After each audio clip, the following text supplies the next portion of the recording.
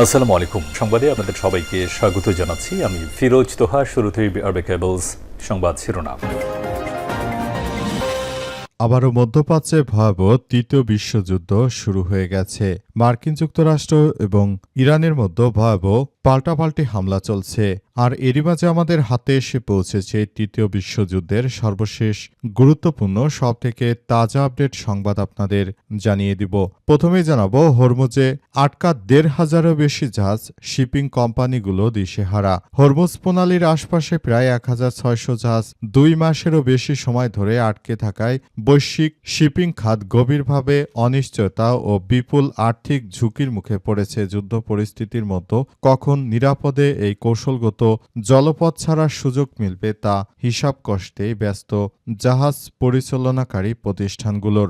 মার্কিন president Donald ট্রাম্পের উদ্যোগে জাহাজগুলোকে নিরাপদে প্রণালী পার করানোর অভিযান মাত্র ৪৮ ঘণ্টা স্থায়ী হয়। এরপরই মার্কিন যুক্তরাষ্ট্রের এই পরিকল্পনাকে ভেস্তে দিয়েছে ইরান।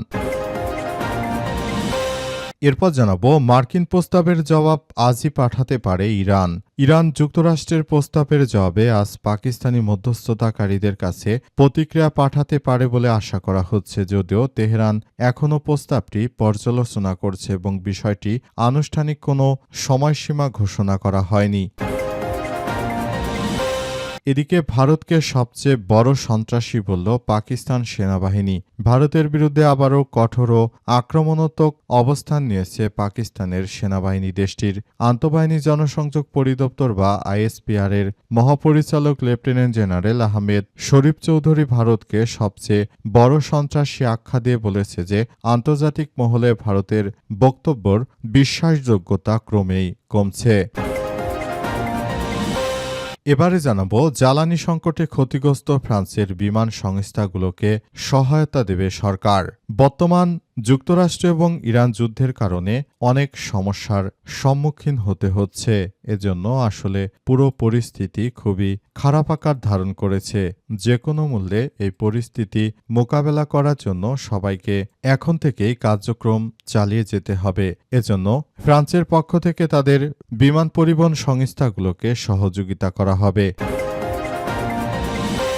এবং সর্বশেষ জানাবো, জাপানের পার্লামেন্ট ভবন পরিদর্শন করলেন জামাতের আমির। জাপানে গিয়েছেন বাংলাদেশ জামাত ইসলামের আমির ডাক্তার শফিকুর রহমান। সেখানে বাংলাদেশের মতোই জাপানের যে পার্লামেন্ট রয়েছে সেখানে গিয়ে পুরোপুরি পার্লামেন্টের ভবন পরিদর্শন করেছে বাংলাদেশ জামাত ইসলামের আমির ডাক্তার শফিকুর রহমান। সেখানে জাপানের পার্লামেন্ট এলাকায় সবকিছু যার যার জায়গা থেকে তারপর পরিস্থিতি নিয়ন্ত্রণ করছে, কিভাবে জাপান রাষ্ট্র চালায় সে সবকিছু তারা শিখেছে। প্রিয় দর্শক, এতক্ষণ শুনছিলেন সংবাদ শিরোনাম, এবারে বিস্তারিত।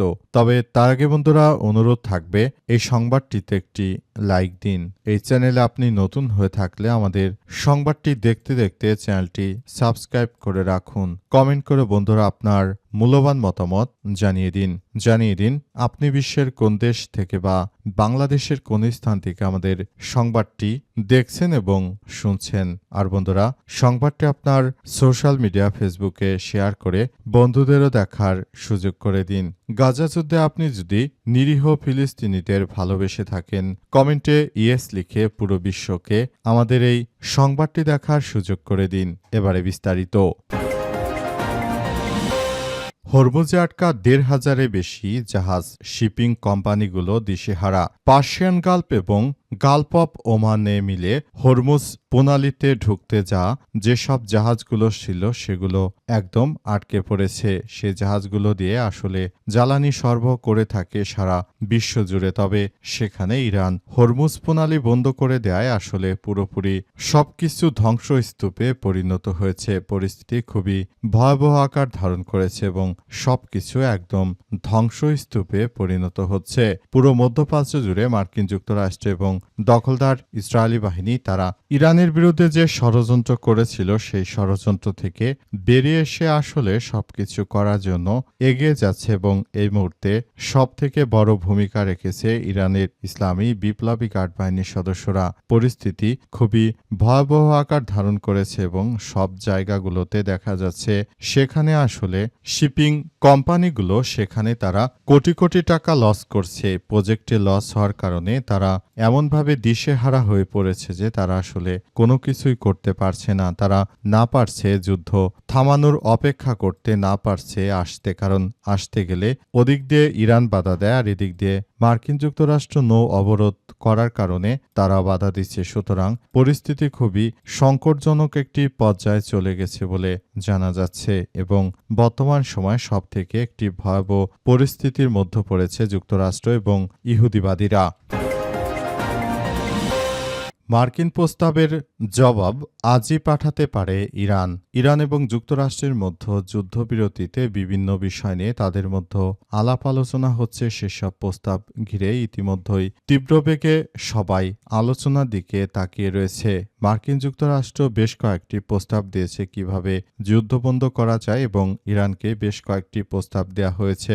ইরানের পক্ষ থেকে প্রস্তাবগুলো যথাযথ জবাব দেওয়া হচ্ছে বলে নিশ্চিত করা হয়েছে এবং আরও বলা হয়েছে যে কোনো মুহূর্তে মার্কিন যুক্তরাষ্ট্র এবং দখলদারদের বিরুদ্ধে ইতিহাসের সবথেকে বড় ধরনের আক্রমণ চালাতে পারবে ইরানের ইসলামী বিপ্লবী গার্ড বাহিনীর সদস্যরা। তা সত্ত্বেও তারা অত্যন্ত ভালো মানুষ বিধায় তারা আসলে এই পরিস্থিতিতেও তারা এখন পর্যন্ত চুপচাপ রয়েছে। কিন্তু মার্কিন যুক্তরাষ্ট্র ও দখলদারেরা তারা যদি ইরানের বিরুদ্ধে সন্ত্রাসী কার্যক্রম চালিয়ে তারা ভালো কোনো কিছু অর্জন করতে পারত, সেক্ষেত্রে তারা এতক্ষণ সেটি অর্জন করে ফেলত। সুতরাং এখনই এসব বিষয়গুলো খুবই গুরুত্ব সহকারে দেখতে হবে সবাইকে, যাতে করে কোনো ধরনের সমস্যা না হয়। ইরান আজই মার্কিন যুক্তরাষ্ট্রের এই প্রস্তাবগুলোর বিষয় বিবেচনা করে তারা আলাপ আলোচনা করে তারপর সবকিছু জানাবে বলে ইরানের পক্ষ থেকে নিশ্চিত করা হয়েছে এবং পুরো মধ্যপ্রাচ্য জুড়ে মার্কিন যুক্তরাষ্ট্র দখলদারদের বিরুদ্ধে ইরানের যে অগ্রযাত্রা সেটি যে কোনো মূল্যে মার্কিন যুক্তরাষ্ট্র দখলদারদের বিরুদ্ধে এই সন্ত্রাসী কার্যক্রমগুলো প্রতিহত করতে ইরান বদ্ধপরিকর। ইরানের পক্ষ থেকে আরও নিশ্চিত করে জানানো হয়েছে যে সবকিছু খুবই সুন্দরভাবে গড়ে তোলা হচ্ছে এবং এই পরিস্থিতির মধ্য দিয়ে সবকিছু এগিয়ে যাচ্ছে। যে কোনো মূল্যে মার্কিন যুক্তরাষ্ট্র দখলদারদের একদম মাটির সঙ্গে মিশিয়ে দেওয়া হবে বলে ইরানের পক্ষ থেকে নিশ্চিত করা হয়েছে। ভারতকে সবচেয়ে বড় সন্ত্রাসী বলল পাকিস্তান।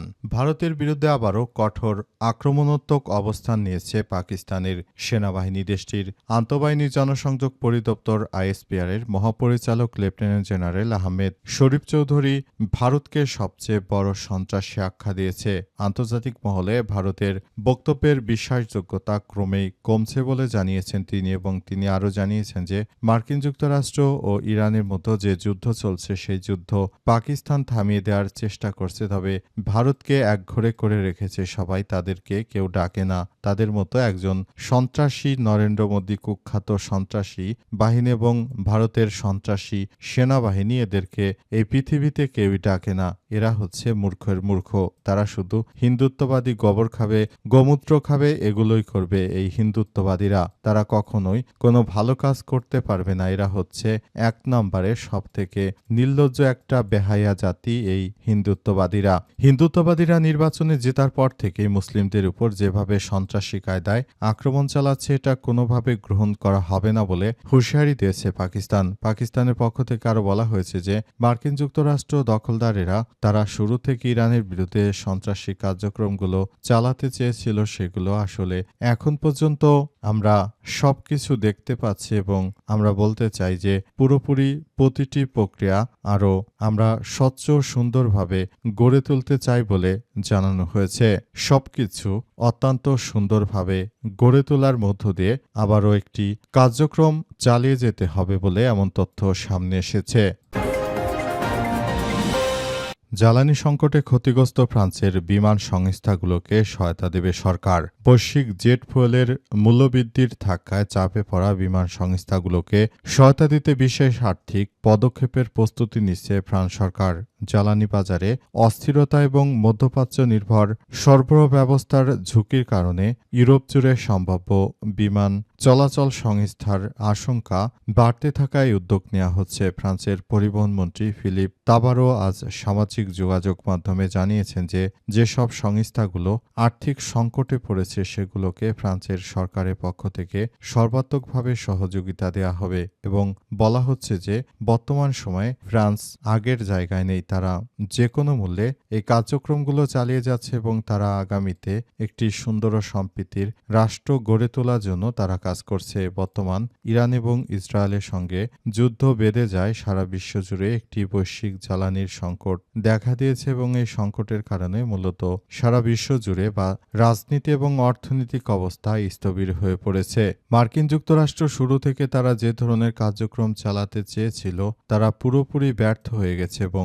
যুক্তরাষ্ট্র আসলে কোনো কিছুই করতে পারছে না এই মুহূর্তে। সবাইকে যার যার জায়গা থেকে পরিস্থিতি মোকাবেলার জন্য সর্বাত্মকভাবে কার্যক্রম চালিয়ে যেতে হবে বলে মনে করে ফ্রান্সের সরকার। তাই ইতিমধ্যে তারা সেভাবে ব্যাপক প্রস্তুতি নিতে শুরু করেছে। তারা মনে করে যে কোনো মূল্যে এই সংঘাতময় পরিস্থিতি মোকাবেলা করার জন্য আলাপ আলোচনার মাধ্যমে একটি সমাধান বের করা জরুরি।